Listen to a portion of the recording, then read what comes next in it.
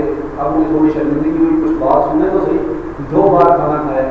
تو جب اللہ کے نبی صلی اللہ علیہ وسلم نے اللہ کی حمد و ثنا بیان کی، اس کے بعد ان کے سامنے لوگوں کو اللہ کے دین کی دعوت دی کہ لوگوں ایک اللہ کی عبادت کرو، میں اللہ کا رسول ہوں، اور صرف اللہ سبحانہ و تعالیٰ کی بندی کرو، صرف اسی کی عبادت کرو۔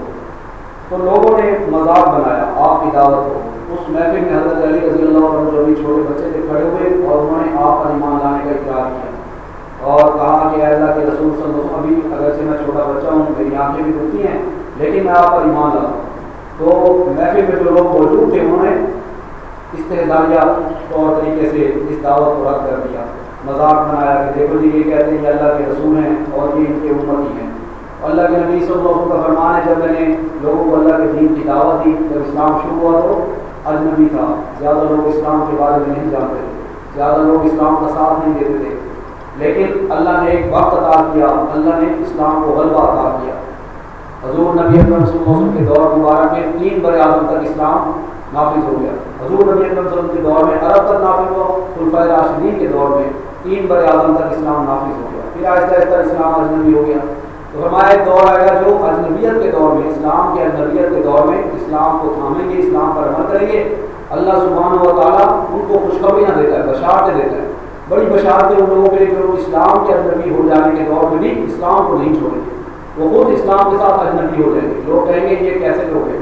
آج کے دور میں پردے کی بات کرتے ہیں، آج کے دور میں جو ہے حیا والی زندگی کی بات کرتے ہیں، یہ کیسے لوگ ہیں؟ اکثریت لوگ دین کو چھوڑ جائیں گے، لیکن کچھ لوگ ہوں گے جو اسلام جیسے اجنبی ہوگا وہ بھی اجنبی ہو جائیں گے، اللہ کے دین کو، اللہ کے نبی صلی اللہ علیہ وسلم کی سنت کو نہیں چھوڑیں گے، تو یہ ان کی شان ہوئی۔ تو بہرحال پھر اللہ کے نبی صلی اللہ علیہ وسلم نے کوہ صفا میں کھڑے ہو کر لوگوں کو بلایا، پہاڑ پہ کھڑے ہو کے بلایا اور اللہ کے دین کی دعوت دی۔ اور پھر جب حج کے دور ہے تو ہم نے پڑھا تھا کہ مشرکین مکہ نے فیصلہ کیا کہ حاجی آئیں گے دور دراز سے، محمد صلی اللہ علیہ وسلم کی دعوت کو کیسے روکے؟ تو انہوں نے آپس میں مشورہ کیا اور ولید بن مغیرہ کو بھیجا، اللہ کے نبی صلی اللہ علیہ وسلم کے پاس، بڑا سمجھدار آدمی تھا، کہ جاؤ جا کر دیکھو تو صحیح، ہم جو کوئی کہتا ہے کہ آپ صلی اللہ علیہ وسلم اللہ شاعر ہیں، کوئی کچھ لقب سے کہتا ہے، ہم سارے مل کر ایک ہی بات پر فیصلہ طے کر لیں کہ کیا کہنا ہے محمد کے بارے میں، نہیں تو ہماری بات میں وزن نہیں رہتا، لوگوں کو پتہ چل جاتا ہے کہ یہ محمد صلی اللہ علیہ وسلم کی دعوت تو سچی ہے اور یہ جھوٹے ہیں، تو ایک ہی فیصلہ کر لیں، کسی ایک بات پر متفق ہو جائیں۔ ولید بن مغیرہ کیا، اس نے اللہ کے نبی صلی اللہ علیہ وسلم کو سمجھانا چاہا، پھر اللہ کے نبی صلی اللہ علیہ وسلم نے جب اسے دین کی دعوت دی تو بات کو وہ سمجھ گیا، اس کے چہرے کا رنگ اتر گیا، اور واپسی آیا تو آ کر اس بدبخت نے کہا کہ بس تم یوں ہی کہو کہ یہ کوئی جادوگر ہے، یہ جادوانہ کوئی کلام کہتے ہیں تو جادوگر ہیں، ان کی بات کوئی نہ سنے۔ پھر انہوں نے اللہ کے نبی صلی اللہ علیہ وسلم کی دعوت، جو اسلام کی دعوت بڑھ رہی تھی، نوجوان رسول اللہ صلی اللہ علیہ وسلم پر ایمان لا رہے تھے، غلام لوگ ایمان لا رہے تھے، کمزور لوگ ایمان لا رہے تھے، تو مشرکین نے سوچا اب ان کی دعوت کو کیسے روکے؟ تو ایک شخص کا نظر بھی حارث جو ملک شام کیا، وہاں سے ناچنے گانے والی لونڈیاں لے آیا، بے حیائی کے کام کرتے، سارا دن ساری رات لوگوں کو ناچ گانا شراب میں رکھتا تاکہ لوگ قرآن نہ سنیں۔ اور قرآن حکیم میں اللہ سبحانہ و تعالیٰ فرماتے ہیں سورہ عامہ سجدہ میں، یہ لوگ کہتے ہیں وقال الذین کفروا لا تسمعوا لهذا القرآن، یہ کافر تو کہتے ہیں کہ اس قرآن کو نہ سنا کرو، جب قرآن پڑھا جائے تو والغوا فیہ لعلکم تغلبون، شور و شرابہ کیا کرو تاکہ تم غالب آ جاؤ اور محمد صلی اللہ علیہ وسلم کی دعوت لوگوں تک نہ پہنچے۔ تو اس طرح کی یہ حرکت کر رہے تھے۔ پھر جب ہر طرح ظلم و ستم کو کر رہے تھے تو اس دوران وہ اپنے وقت بھی بھیجتے، کبھی ابو طالب کے پاس بھیجتے، ایک مرتبہ 25 رکنی وقت انہوں نے اپنا تیار کر کے بھیجا، اس میں بڑے بڑے سردار تھے، انہوں نے آ کر ابو طالب سے کہا کہ آپ اپنے بھتیجے کو سمجھائیے یہ ہمارے بتوں کی نفی کرتے ہیں، اگر کہ اس سے باز نہیں آئیں گے تو پھر ہم ان کے ساتھ بہت زیادہ سختی کریں گے۔ اور اس دعوت کے مرحلے میں ایک مرحلہ وہ بھی آیا کہ اللہ کے نبی صلی اللہ علیہ وسلم کی 2 بیٹیاں، 2 صاحبزادیاں، حضرت رقیہ رضی اللہ تعالیٰ اور حضرت ام کلثوم رضی اللہ تعالیٰ، یہ دونوں حضور صلی اللہ علیہ وسلم کی لخت جگر کی بیٹیاں تھیں، ان کا نکاح اسلام کی دعوت سے پہلے ابو لہب کے 2 بیٹوں سے ہو چکا تھا، عتبہ اور عتیبہ، یہ 2 بیٹے تھے ابو لہب کے، لیکن اس بدبخت نے بڑی سختی بڑی زیادتیاں کرتے ہوئے اپنے 2 بیٹوں سے کہا کہ محمد صلی اللہ علیہ وسلم کی بیٹیوں کو طلاق دے دو، اور رسول اللہ صلی اللہ علیہ وسلم کی بیٹیوں کو اس دعوت کے کام میں یہ مرحلہ بھی پیش آیا، یہ دکھ بھی اٹھانا پڑا کہ آپ کی بیٹیوں کو طلاق ہو گئی۔ اور ایک مرتبہ اس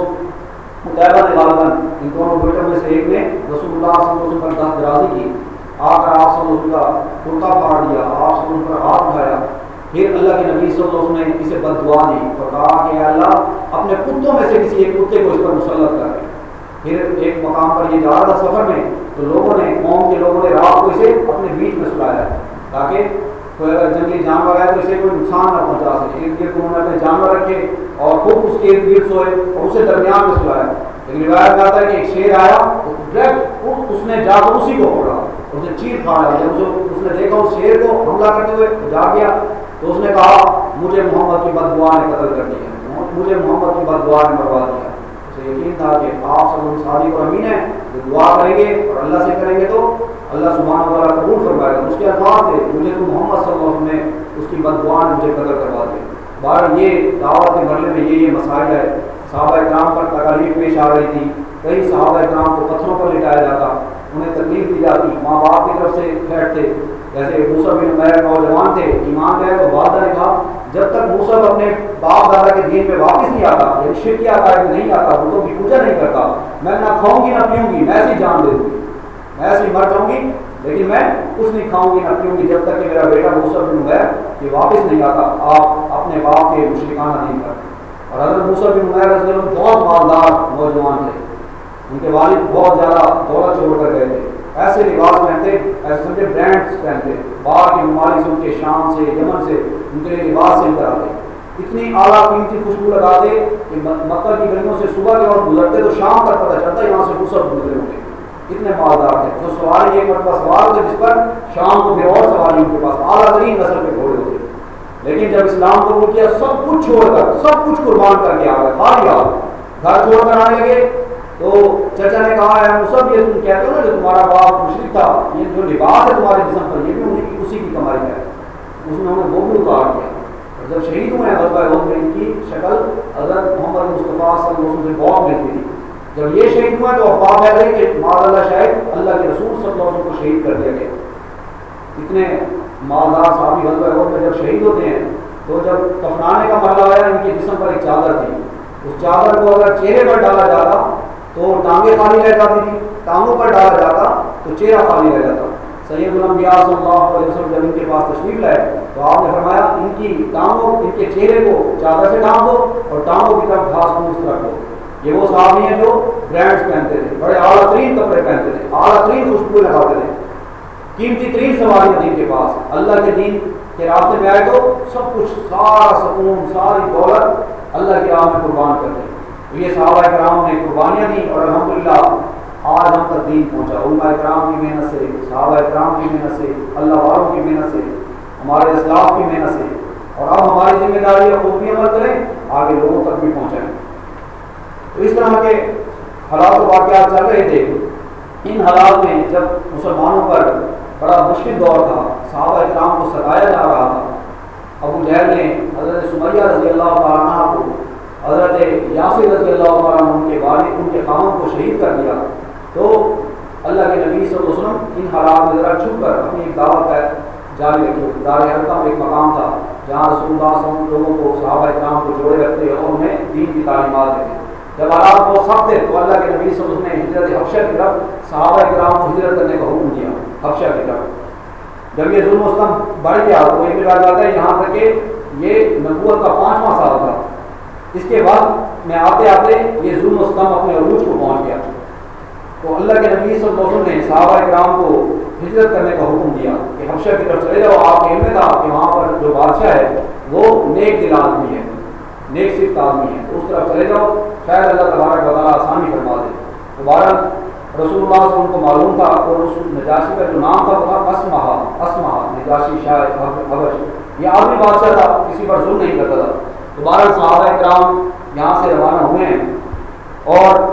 ایک طے شدہ پروگرام کے مطابق رجب 5 نبوی میں صحابہ کرام کے پہلے گروہ نے حبشہ کی جانب ہجرت کی۔ اس گروہ میں 12 مرد اور 4 عورتیں تھیں، یعنی ہجرت کرنے والوں میں 12 مرد تھے اور 4 عورتیں تھیں۔ حضرت عثمان بن عفان ان کے امیر تھے اس قافلے کے،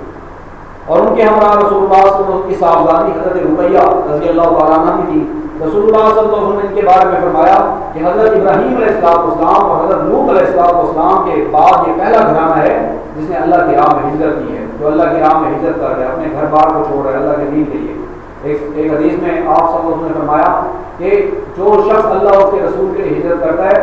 تو اللہ سبحانہ و تعالیٰ ہجرت کرنے والے کے ساتھ گناہوں کو بھی معاف فرما دیتا ہے۔ ایک صحابی نے پوچھا ایو الہجرت افضل یا رسول اللہ صلی اللہ علیہ وآلہ وسلم، سب سے افضل ہجرت کون سی ہے؟ تو آپ صلی اللہ علیہ وسلم نے فرمایا ان تہجر ما کره ربک، کہ تم ہر اس کام کو چھوڑ دو جو تمہارے رب کو ناپسند ہے. یہ افضل ترین ہجرت ہے، ہر کوئی کر سکتا ہے، آج کر سکتا ہے. جو بھی گناہوں کے کام انہیں چھوڑ دیں، اللہ کی رضا کے لیے چھوڑ دیں اور توبہ کر لیں، آئندہ کے لیے معافی مانگ لیں، اللہ سبحانہ و تعالیٰ سارے معاف بھی فرما دے گا انشاءاللہ. اور جو نامہ اعمال میں گناہ درج ہوتے ہیں، آپ صلی اللہ علیہ وسلم نے فرمایا جو سچی توبہ کرتا ہے اللہ اس کے نامہ اعمال میں جو پہلے گناہ درج ہوتے ہیں اللہ تبارک و تعالیٰ اس کے گناہوں کے بدلے بھی نیکیاں لکھ دیتا ہے،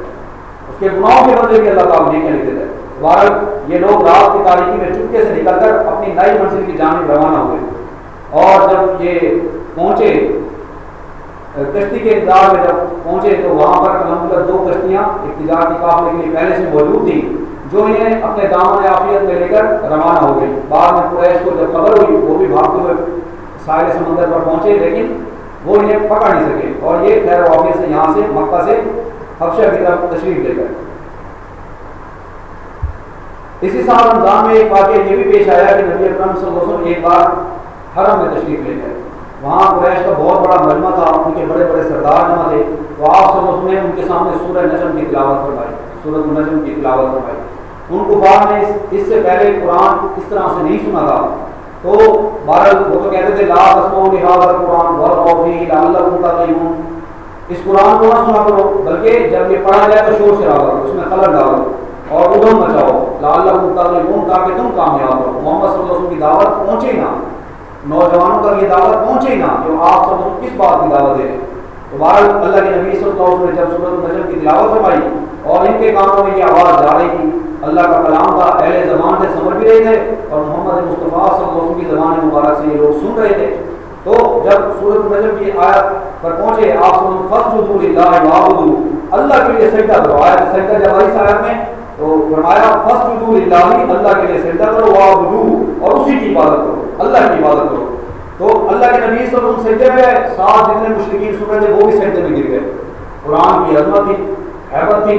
ایک روک تاری تھا ان پر، وہ سب کے سب سجدے میں گر گئے. بعد انہوں نے بہانے بنائے کہ ہم نے تو سنا تھا کہ ہمارے بتوں کی بھی کوئی پوجا کرنے کی بات دی گئی ہے، ہمارے بتوں کے بارے میں بھی آپ نے کچھ کہا ہے کہ یہ بلند پایا دیویاں ہیں اور ان سے بتوں سے شفاعت کی امید کی جاتی ہے. یہ ان کے بارے جھوٹے بہانے تھے. قرآن کی عظمت اتنی تھی، جب اللہ کا کلام پڑھا جا رہا تھا رسول اللہ صلی اللہ علیہ وسلم پڑھ رہے تھے تو مشرکین کے ساتھ سنتے سنتے آیت سجدہ پہ سجدے میں گر گئے. پھر کچھ عرصے بعد دوسری مرتبہ ہجرت حبشہ ہوئی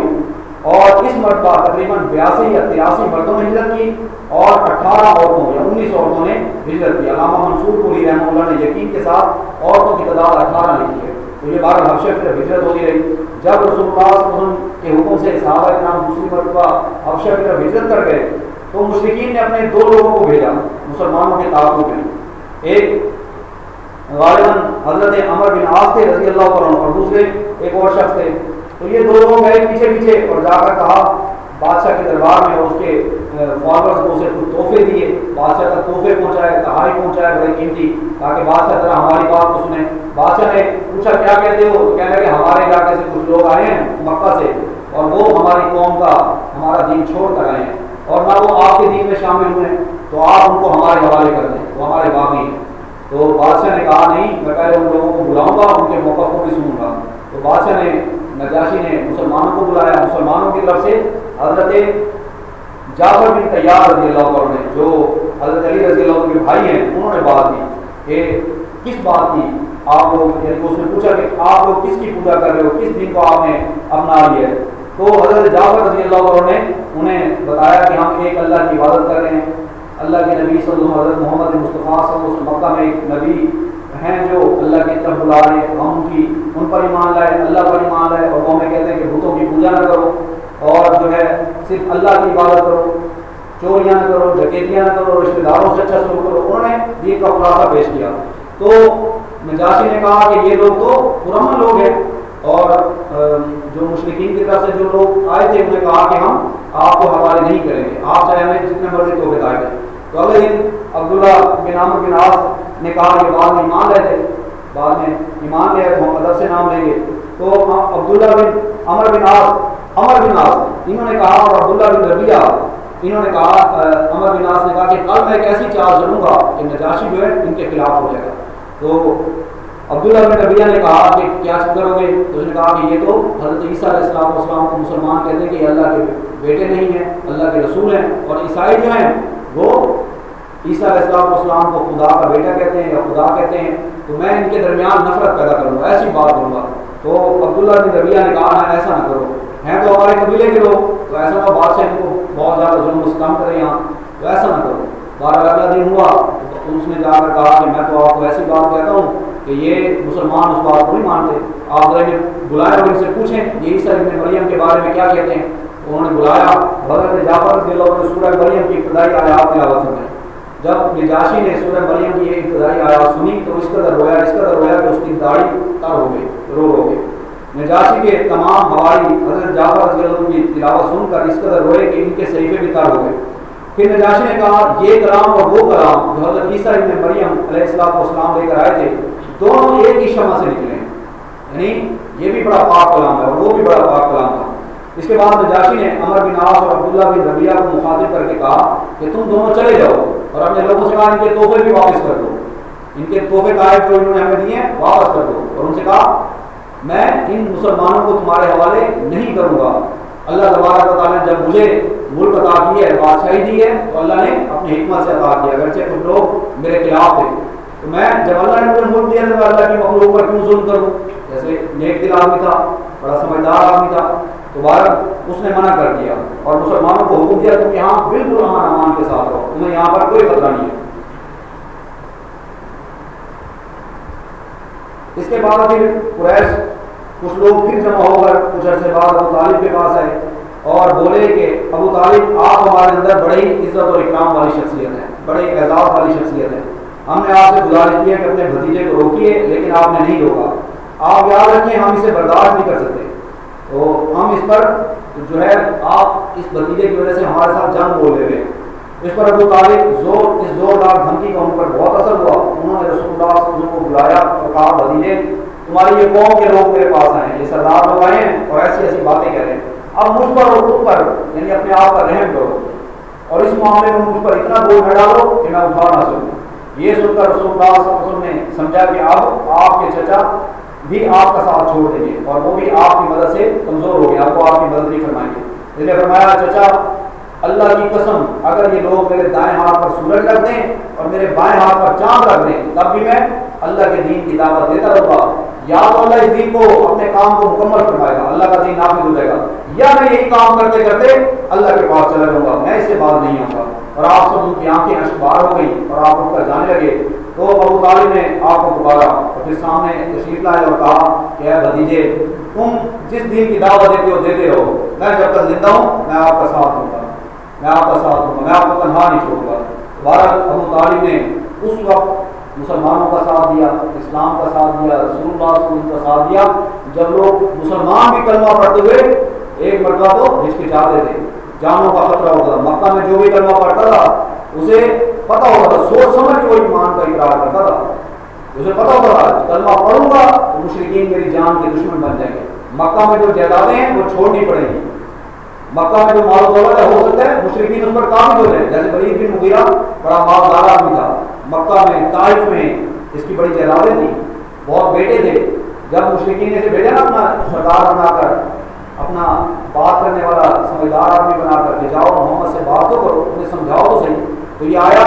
تو اس نے اپنی دعوت دی، محمد کیا ہو گیا، کیوں ایسی دعوت دے رہے ہو، ہمارے بتوں کی نفی کر رہے ہو، تمہیں کوئی سرداری چاہیے تو اپنا سردار بنا لیتے ہیں، نکاح کسی گھر میں کرنا چاہتے ہو کسی خاتون سے تو وہ کروا دیتے ہیں، مال و دولت چاہیے ڈھیر لگا دیتے ہیں، یہ دعوت نہ دو، یہ دعوت نہ دو، اس سے تو ہمارے بتوں کی نفی ہوتی ہے۔ تو جب اس نے اپنی بات کر لی اللہ کے نبی صلی اللہ علیہ وسلم نے فرمایا میں تمہیں اپنی بات سنو، تو اللہ کے نبی صلی اللہ علیہ وسلم نے اس کے سامنے قرآن کی آیات پڑھی، یہ قرآن سن کر اہل زبان تھا اس کے چہرے کے رنگ ہو گئے، اس نے کہا بس کرے، ان کے واقع سے آنے لگا تو ابو جہل نے کہا لگتا ہے اس پر بھی محمد صلی اللہ علیہ وسلم کا جادو چل گیا، تو اس نے سوچا